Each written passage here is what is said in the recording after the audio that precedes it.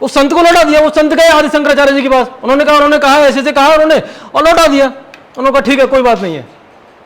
उसी जो fundamental research centre है बॉम्बे का, उसी में डॉक्टर निकोलस आए, बहुत विद्वान थे, गणित के, इंग्लैंड के प्रोफेसर थे, वैज्ञानिक थे, वो आए। उन्होंने उसका वहां आदि शंकराचार्य जी की जो पुस्तक थी उनको कहीं से मिल गया, उन्होंने उसके 18 जो सूत्र थे उसका अध्ययन किया, और वो अध्ययन करने के बाद वहां उन्होंने उसको बताया कि आपने आदि शंकराचार्य जी के सूत्र थे 11-18, वो आपने देखे हैं क्या, पढ़े हैं क्या? वो सभी जो टाटा रिसर्च फंडामेंटल सेंटर के जो लोग थे, वैज्ञानिक थे, विद्वान थे, वो देख रहे थे एक दूसरे को, अरे ये क्या, अरे हाँ वो आया तो था, एक संत आया था, एक स्वामी आया था, वो कुछ लेके आया था, अरे हमने लिया नहीं था वो। और उसने बताया कि इनके माध्यम से गणित के बहुत बड़े बड़े जो उनके जो हल है उनका हम हल कर सकते हैं सवालों का, ये बताया। और बाद में उनके समझ में आया, ध्यान में आया, और बाद में वो ग्रंथ को मंगाया गया, और बाद में उस ग्रंथ को मंगाया। उस ग्रंथ को मंगाने के बाद वो आज उस रिसर्च सेंटर का एक प्रमुख और ग्रंथ बन गया है आज, और उसका वहां से सब लोग ग्रंथ लेते हैं, संदर्भ लेते हैं उसका। तो ये जो ज्ञान परंपरा है, बड़ी उन्नत ज्ञान परंपरा हमारे भारत की रही है, लेकिन ये बताया नहीं गया है। ऐसे एक प्रमेय आती है, आपने सबने पढ़ी होगी, पाइथागोरस प्रमेय, पढ़ी है ना? किसने बनाया उसको? है पाइथागोरस, नाम ही पाइथागोरस है ना, तो बनाई पाइथागोरस ने, लेकिन बनाया उसने नहीं था। है एक ऋषि हुए बोधायन, नाम सुना है? सर्च करिएगा इंटरनेट पर, मिल जाएगा आपको, उन्होंने बनाया था, है ना। और ये मैं नहीं कह रहा हूं, गूगल पे भी है वो, उसकी मैं ये कह रहा हूं उसकी मत मानो, नासा के प्रोफेसर कह रहे हैं कि पाइथागोरस से पहले बोधायन ने इसको बताया था। लेकिन ये सारा कुछ ऐसा छिपा दिया गया, हमसे हटा दिया गया, हमको बताया नहीं गया, इस कारण हमको इसका बोध नहीं होता है। और इसका प्रूफ भी है, आप देख लीजिएगा, नासा का प्रोफेसर कहता है इसलिए भी। और इसमें क्या है, एक बार क्या हुआ, अपने सभी जानते होंगे, शिक्षा मंत्री रहे अपने मुरली मनोहर जोशी जी, जानते हैं ना सभी। शिक्षा मंत्री बनने से पहले उत्तर प्रदेश में एक समिति बनी थी शिक्षा के लिए, शिक्षा को कुछ परिवर्तन करने के लिए। तो उस समय वो धोती कुर्ता पहन के गए थे शिक्षा मंत्री जी, मतलब शिक्षा मंत्री नहीं थे, समिति के सदस्य थे उस समय। और मुरली मनोहर जोशी ने बताया कि जो पाइथागोरस प्रमेय जो पढ़ते हो तुम लोग, वो बोधायन ने दिया था। सभी लोग हंसे लगे, अरे क्या फालतू बातें करते हो, तुम तो संघी हो, धोती कुर्ता पहन के आए, कुछ ही बोलते हो, कुछ ही बोलने लगे। उस समय बेचारे मुरली मनोहर जोशी जी के पास उसका संदर्भ नहीं था, इसलिए उनको थोड़ा सा जाना पड़ा वहां से। बाद में वो दूसरी बार गए, उसका संदर्भ लेके गए और पुस्तक लेके गए। एक पुस्तक है, नाम आप देख सकते हैं, सिंप्लिसिटी सिटी एंड साइंसेस ऐसे करके, वो संदर्भ लेके गए। उसमें दिखाया उन्होंने कि देखो ये मैं नहीं बोल रहा, इंग्लैंड का प्रोफेसर बोल रहा है, नासा का प्रोफेसर बोल रहा है, ये देखो। देखा उन्होंने, लोगों ने देखा, पुस्तक दिखाओ, लोगों ने देखा, लोगों की आंखें फटी रह गई। तो किसने दिया पाइथागोरस का प्रमेय? बोधायन ने दिया। ऐसे बहुत सारे विषय हैं, इसलिए भारतीय ज्ञान परंपरा की अगर बात करने को हम लोग आएंगे तो शायद या 21 दिन भी कम पड़ सकते हैं शिविर के, है ना। तो ऐसे बहुत सारे विषय हैं जो हमारे ध्यान में आने चाहिए। एक मैंने अभी वाक्य में बोला था कि धर्म की संस्कृति रही है। एक आप शायद आपने नाम सुना होगा, मेगास्थनीज, एक दार्शनिक रहा। कहाँ का था? कहाँ का? कहाँ आया था वो? भारत आया था। क्यों आया था? है?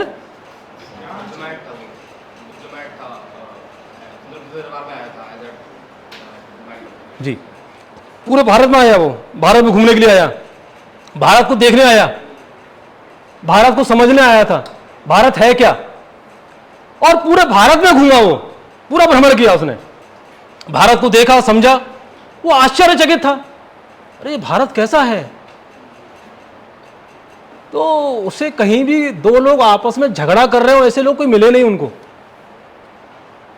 तो वो क्या हुआ, उसको गया, वो बिहार में पहुंचा, बिहार में उसको दो लोग मिल गए, दो आपस में झगड़ा कर रहे थे, दो किसान थे, एक क्रेता था, एक विक्रेता था। मतलब एक ने क्या किया था, अपना जो खेत था वो किसी को बेचा था और एक ने खरीदा था, वो ऐसे गए थे, वो दोनों झगड़ा कर रहे थे। तो उसने कहा अरे मिल गया, देखो है भारत में लग रहा है झगड़ा। वो गया उनके पास, किसानों के पास, जब वो किसानों के पास गया तो उनसे पूछा, भाई क्या बात है, क्यों लड़ते हो, क्या बात है, क्या परेशानी है?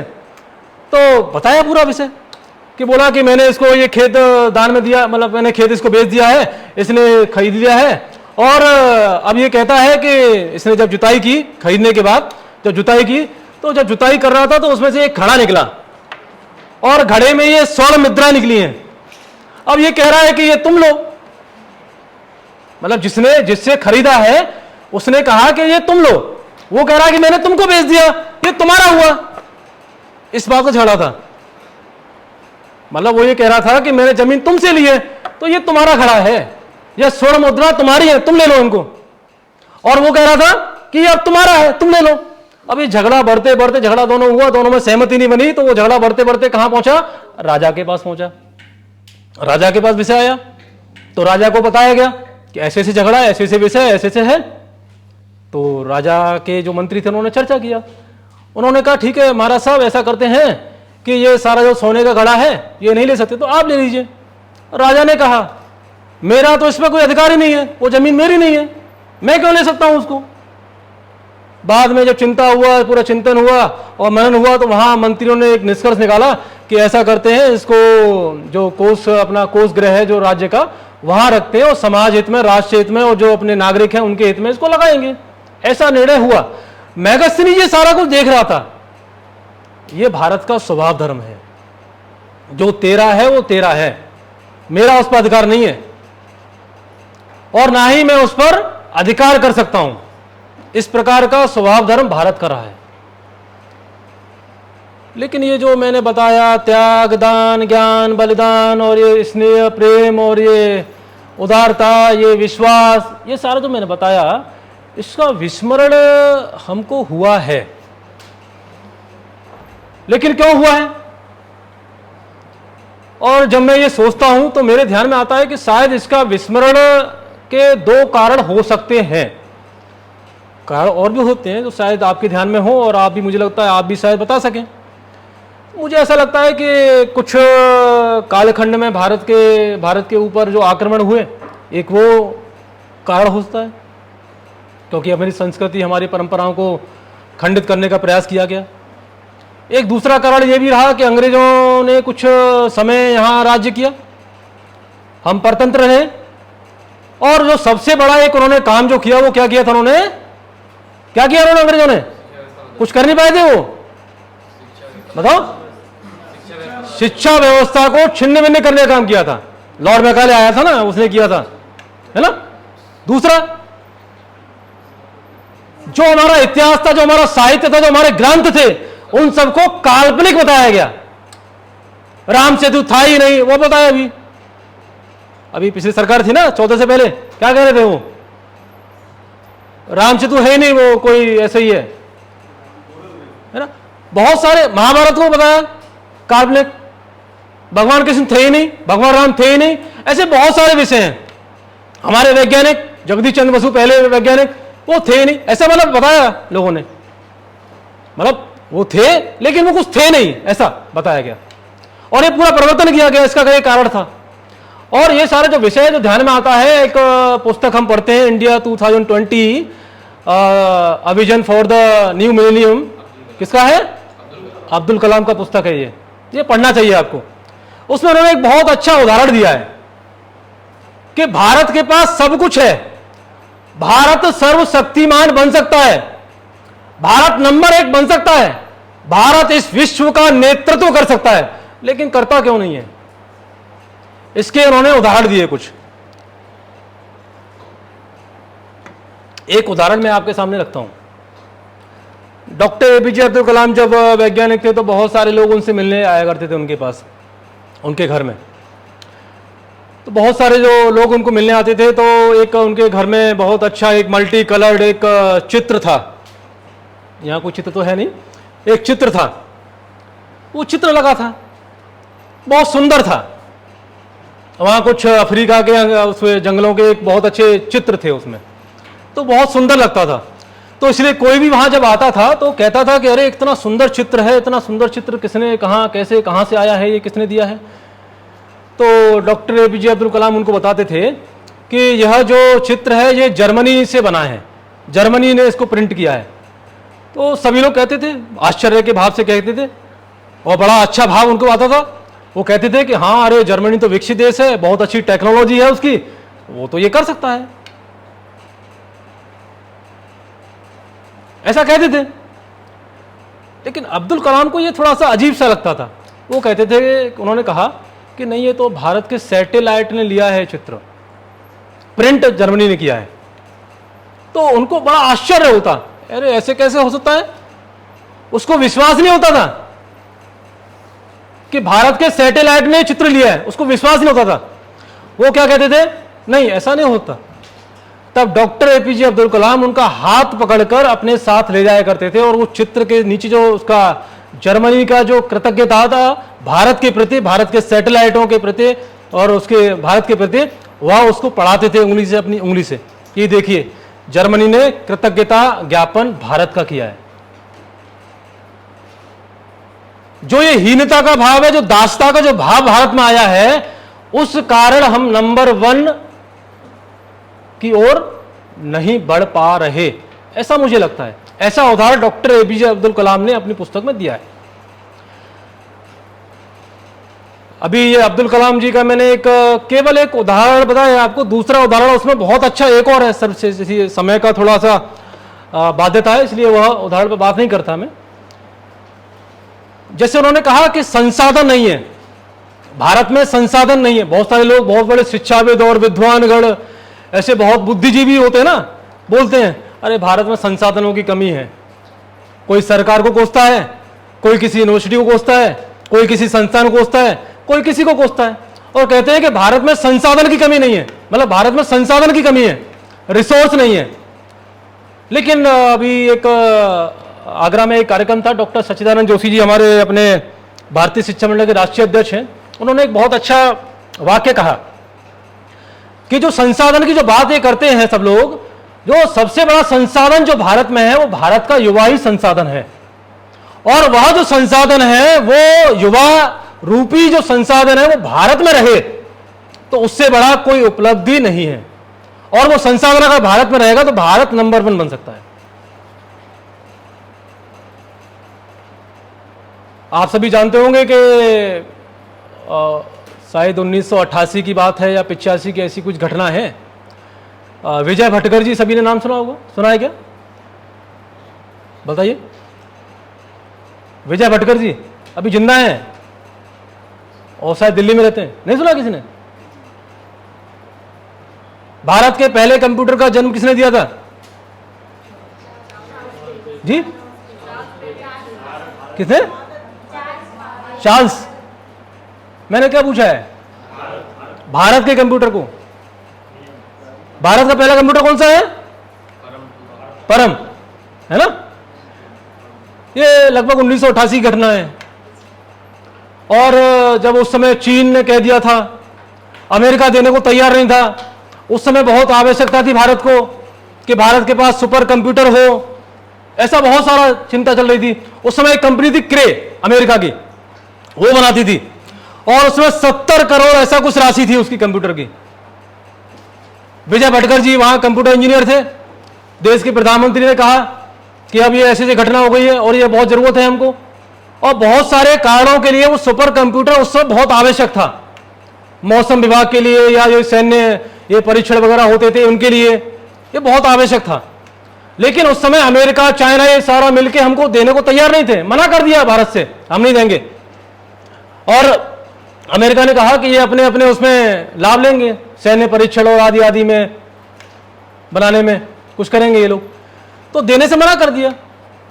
देश के प्रधानमंत्री ने वैज्ञानिकों की बैठक बुलाई। उस बैठक में कहा कि ऐसे ऐसे है, अब हम क्या कर सकते हैं। सभी वैज्ञानिक चिंता में थे। सभी ने कहा कि नहीं, अब तो कुछ कर नहीं सकते, हमको तो उनसे ही लेना पड़ेगा, ऐसा बोले। एक वैज्ञानिक खड़े हुए प्रधानमंत्री के सामने, विजय भटकर जी। उन्होंने कहा कि नहीं, हम अपना बना लेंगे। सभी लोग आश्चर्यचकित हुए, ऐसा कैसे हो जाएगा? प्रधानमंत्री ने कहा कि ऐसा कैसे संभव है, हमारे पास संसाधन नहीं है। बोले कि नहीं, हम जितने संसाधन है उसमें बना लेंगे। बोले कितना खर्चा आएगा? बोले जितना खर्चा वहां करोगे अमेरिका में, अमेरिका से लाने में, उससे कम खर्चा आएगा। कितना समय लगेगा?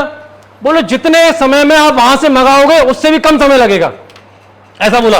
और विजय भटकर जी ने अपने वैज्ञानिकों को आह्वान किया, और हम सभी जानते हैं 1900 लगभग 91 या 92 ऐसा कुछ उसमें भारत का परम कंप्यूटर बनकर तैयार हो गया, और उसकी राशि थी 3 करोड़।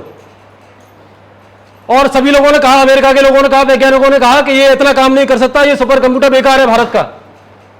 और तब जाके अंतरराष्ट्रीय क्षेत्र में वो उसको भारत लेकर गया, और जब ध्यान में आया कि परम कंप्यूटर सबसे सुपर कंप्यूटर था, सबसे अधिक गति से काम करने वाला अपना परम कंप्यूटर था भारत का, यह ध्यान में आया। और इसलिए जो भारत का जो संसाधन है, भारत का जो युवा है, वही सबसे बड़ा संसाधन है। लेकिन आज ये जो विस्मरण हुआ है, इसका बहुत सारे कारण, जैसे मैंने 2 कारण बताए थे आपको, उसका एक कारण जो मैंने बताया, उसमें एक बहुत बड़ा कारण ये भी है कि जो हमारा वास्तविक जो इतिहास था, वो इतिहास हमको पढ़ाया नहीं गया है। और आज भी फ्रांस में कक्षा 8 का विद्यार्थी वहां भारत में वहां फ्रांस में जाके वो ये पढ़ता है कि जो भी भारत में पूरे विश्व में जो बीजगणित है, अलजेब्रा है, कैलकुलस है, जो a+b का whole square, a square, b square plus 2ab etcetera वगैरह, ये सारा जो दिया है वो भारत ने दिया है। और ये भारत ने विश्व को दिया है पूरा मैथ, पूरा गणित, लगभग 80% जो गणित है वो भारत ने दिया है। यह कक्षा 8 का विद्यार्थी फ्रांस के इतिहास में पढ़ रहा है, जॉर्ज एफ्राग एक इतिहासकार है, उसका पढ़ा हुआ इतिहास है, वहां पर वो पढ़ता है। लेकिन भारत में ये पढ़ने को नहीं मिलता। भारत में है कहीं क्या? ये नहीं पढ़ा होगा, क्योंकि गौरव की अनुभूति नहीं हो रही है। भारत के प्रति जो स्नेह और जो प्रेम होना चाहिए वो गौरव के साथ होना चाहिए, वो गौरव नहीं है। वो गौरव क्यों नहीं है? क्योंकि गौरवशाली इतिहास हमें दिखाया नहीं गया, पढ़ाया नहीं गया।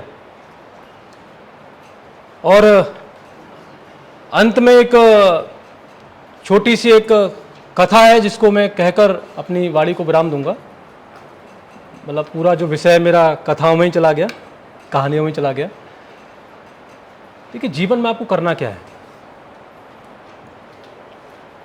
बनना क्या है,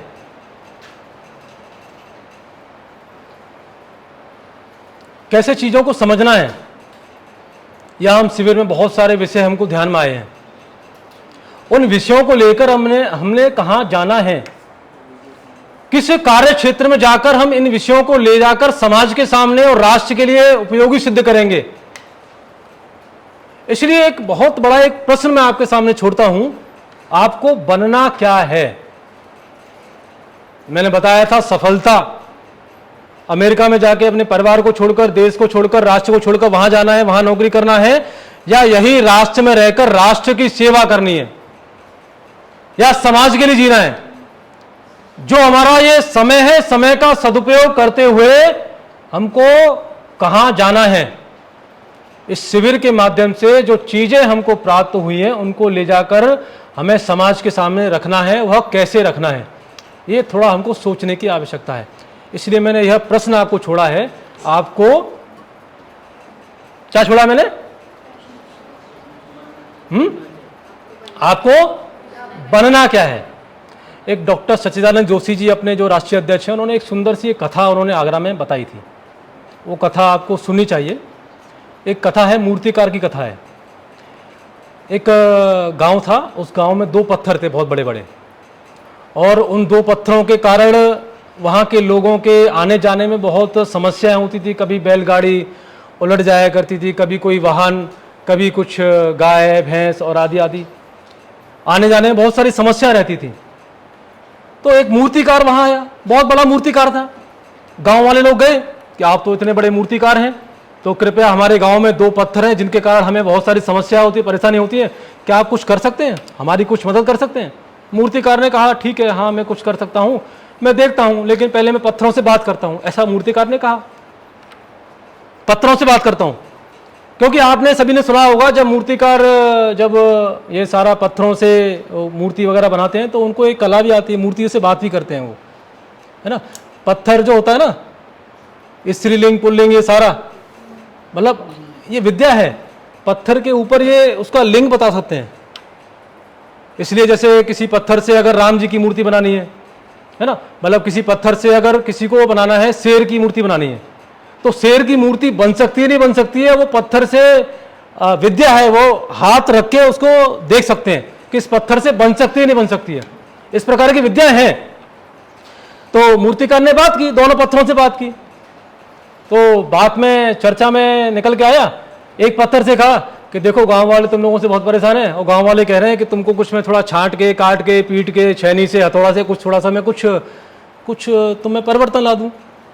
तो एक पत्थर ने कहा देखो भाई, मैं जैसा हूं वैसा ठीक हूं, मुझे हाथ में लगाना, ये हथौड़ा छेनी अपना दूर रखो, मेरे पास ही मत आना। दूसरे पत्थर ने कहा ठीक है, आपको जो करना है वो कर लो, जैसे मुझे पीटना है पीट लो, जैसे मुझे छाटना है छाट लो, जैसे हथौड़े से जितना मेरे को आघात करना है कर लो, छेनी से जैसा करना है वैसे कर लो। ऐसा करते करते वह जो पत्थर था वो सुंदर सी, उन्होंने मूर्तिकार ने एक सुंदर सी एक मूर्ति बना दी भगवान की। अब लोगों ने देखा ये तो इतनी बहुत अच्छी सुंदर सी मूर्ति बन गई। तो गांव के लोग आए, गांव के लोगों ने कहा कि क्यों ना एक अच्छा सा मंदिर यहां बना दें। तो बहुत सुंदर सा एक अच्छा सा मंदिर वहां बना दिया और वह जो पत्थर जो उपेक्षित पड़ा था उस पत्थर की पूजा होने लगी, भगवान हो गए। सभी आके लोग पुष्प चढ़ाने लगे, कोई कुछ चढ़ाता, कोई पुष्प, कोई उनके टीका करता, ऐसे पूजा करने लगे, मंदिर बन गया, आरती होने लगी। और वह जो पत्थर था जो उपेक्षित पड़ा था, जिसने मना कर दिया था कि मेरे को कुछ मत करना, मेरे को हाथ में लगाना, मैं जैसा हूं वैसा ठीक हूं और मैं यहीं पड़ा हूं, उस पत्थर को वहां जो लोग आते थे, जो चढ़ाते हैं ना, गोला आपने देखा होगा है ना, नारियल है ना, तो नारियल फोड़ते हैं ना, तो उस पत्थर पर जाके सब लोग नारियल फोड़ते थे।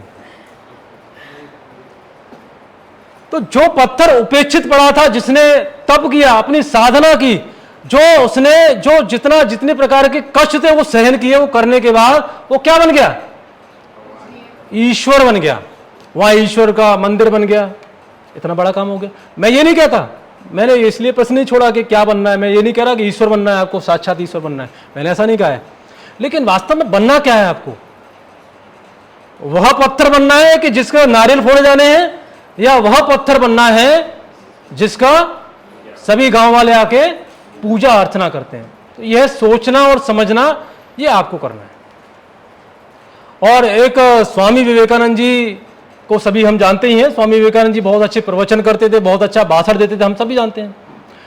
उन्होंने एक प्रवचन किया, प्रवचन के बाद एक व्यक्ति आया, उस व्यक्ति ने पूछा उनसे कि अरे बहुत अच्छा आपने प्रवचन किया है, बहुत अच्छी बातें आपने बताई हैं, मुझे ऐसा लगता है कि आपका भगवान से कुछ कांटेक्ट है, आप भगवान से संपर्क रखते हो। तो उन्होंने, स्वामी जी ने कहा हाँ मैं रखता हूँ। तो बोले कि आप मुझे मिला सकते हो भगवान से? बोले हाँ मिला दूंगा। बोले कि कैसे? बोले तुम्हारे घर भेजूंगा। बोले ठीक है। उस व्यक्ति ने कहा, उस व्यक्ति से स्वामी विवेकानंद जी ने कहा कि आप आए कहाँ से हो, आप हो कौन वास्तव में, आप इस जीवन में यहां इस पृथ्वी पर आए क्यों हो, आपके जीवन का लक्ष्य क्या है, यह स्वामी जी ने पूछा उससे। और उसके ध्यान में आया, व्यक्ति के जब उसके ध्यान में आया कि मेरे जीवन का उद्देश्य क्या है, मेरे जीवन का लक्ष्य क्या है। तो इस प्रकार हमें अपने जो हमारे जो इतिहासकार या जो हमारे महापुरुष या हमारे जो लोग, जो पूर्वज, जो ये सारी बातों को बता के चले गए, इन कामों को करके चले गए, उनको कामों को, उन बातों को और उनको सभी इन बातों को थोड़ा ध्यान में रखकर हमको अपने जीवन में हमें क्या बनना है, अपने जीवन को सार्थकता की ओर ले जाना है। वह सार्थकता हमें अपने जीवन को, हमारे जीवन को, हमको और अपने जैसे सार्थक, और जैसे अभी यहाँ पर भी हम उदाहरण अगर लेते हैं, गणपति जी बैठे हैं, राजीव जी बैठे हैं, नरेश तंवर जी ने 2 वर्ष का, 3 वर्ष का समय दिया, 4 वर्ष का समय दिया। ऐसे समय देने वालों के साथ आप यहाँ हैं जिन्होंने समय दान दिया है, अपने घर को, परिवार के साथ वहां जो रहते हैं, गांव को छोड़कर दूसरे राज्य में, दूसरे गांव में, दूसरे महाविद्यालयों में, दूसरे संपर्क करना और आपके साथ रहना, इससे बड़ा त्याग नहीं है। इसलिए सबसे बड़ा जो त्याग है वह है समय दान।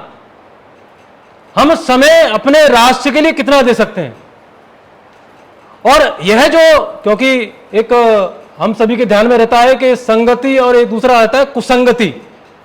जैसी संगत वैसा ही मनुष्य बन जाता है।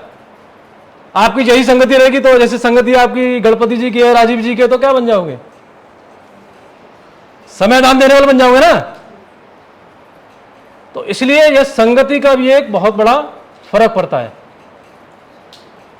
स्वामी विवेकानंद जी बहुत अच्छे ओरेटर थे, बहुत अच्छे ओजस्वी वक्ता थे, बहुत अच्छे भाषण देने वाले थे, बहुत अच्छे प्रवचन देने वाले थे, वो सारा थे। एक समय अमेरिका में स्वामी विवेकानंद जी को बुलाया गया था, लेकिन वहां वे जा नहीं सकते थे, उनका स्वास्थ्य खराब था। उनको पता है ना 39 वर्ष की आयु में कितनी उनको बीमारी थी, लगभग 40 उनको बीमारियां थी। वो बीमार थे, स्वास्थ्य खराब था, वो वहां नहीं जा सकते थे।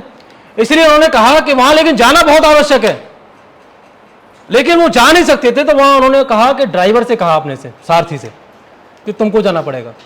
सारथी ने कहा, क्या स्वामी जी क्या बात करते हो आप, मैं जाऊंगा, मैं सारथी हूं, ड्राइवर हूं, मैं तो केवल आपका वाहन चलाता हूं, मैं कहां जाऊंगा, मैं क्या बोल सकता हूं। उन्होंने कहा नहीं, तुम्हें जाना है।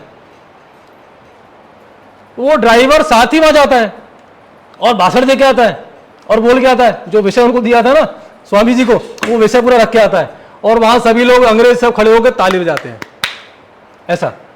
इसलिए संगति का भी बहुत बड़ा एक असर होता है।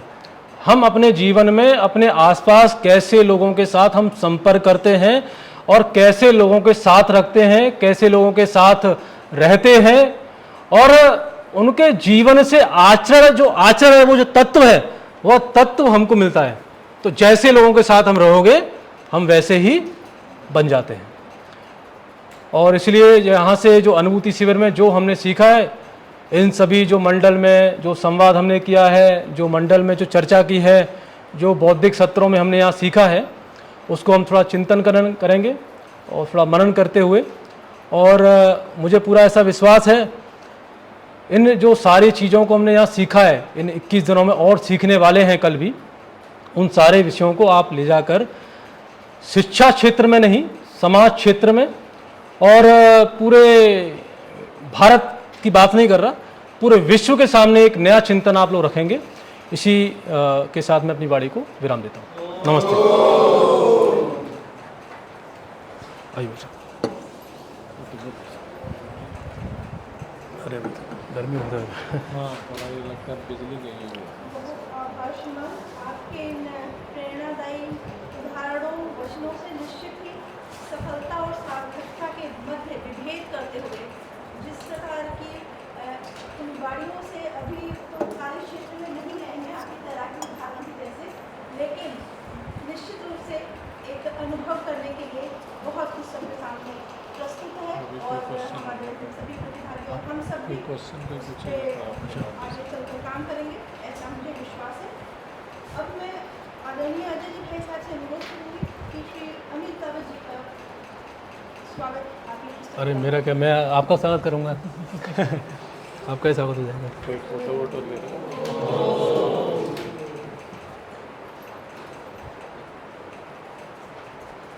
आपका स्वागत होना चाहिए।